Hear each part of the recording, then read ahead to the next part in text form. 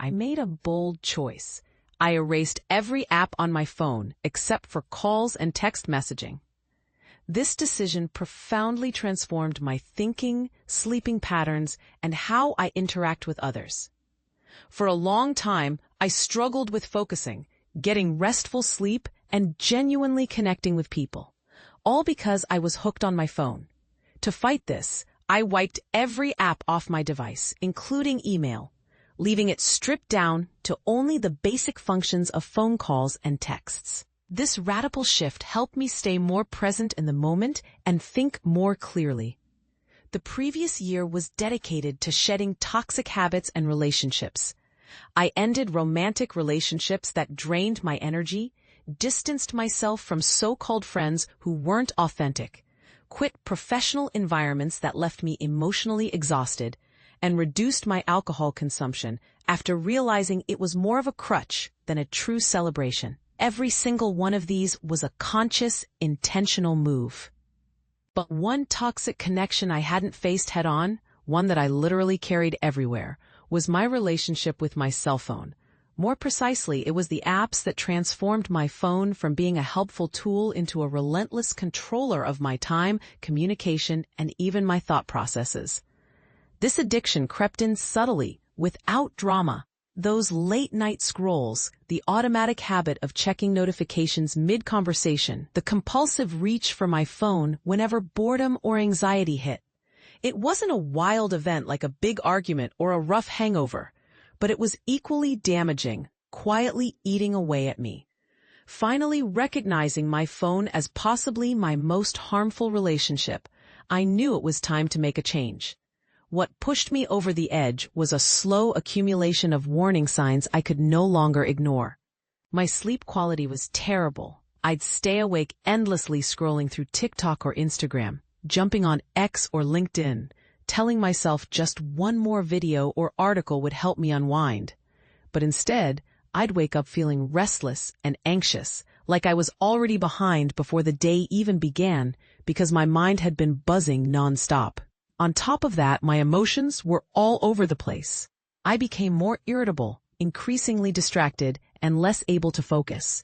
Sometimes, I'd be in the middle of a conversation and realize I hadn't really absorbed a single word because my brain was still caught up in the online content I'd consumed earlier. Then, one Sunday night, I took the plunge.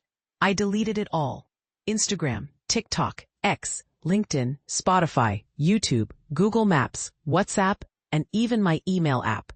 The only things left on my phone were the factory default apps, phone calls, and texting. I wanted to see what it would be like if my phone was just a phone again, not a smart device filled with distractions. I wasn't sure how long I'd stick with it. Maybe a day, maybe a week, maybe only a few hours. I knew I might have to reinstall some apps, like my banking app or Uber, for practical reasons.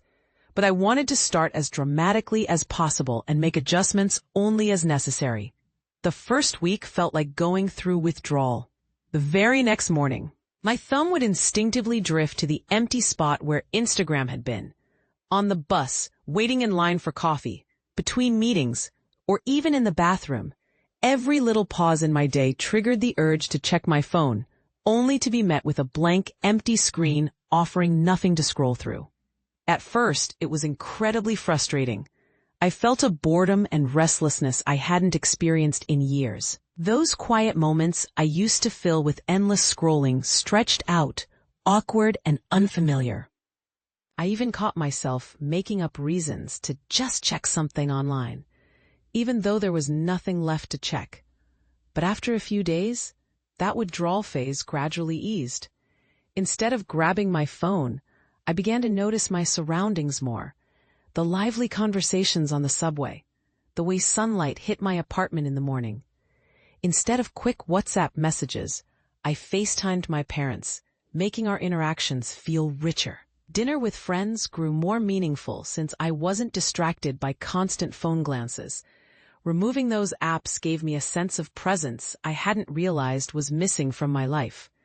By the end of the week, I brought back a few essential apps.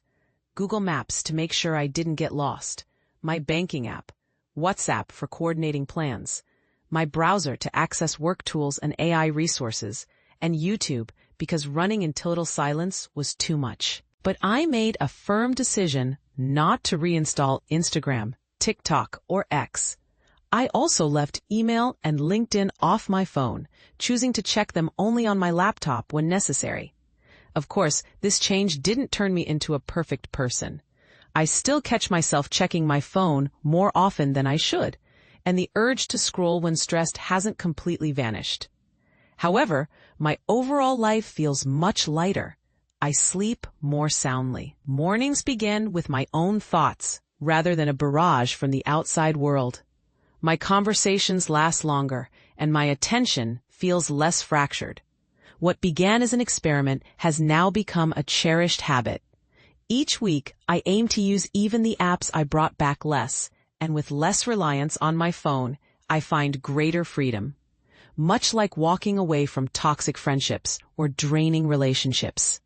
Cutting back on my phone apps has created space for something far better, a calmer, clearer, and more present version of myself. But here's the controversial thought. Could it be that our ever-present smartphones aren't just convenient tools, but the biggest toxic relationship we never admit to? Do you agree or disagree? What's your take on drastically cutting down phone use? Practical or impossible in today's world? Let me know your thoughts.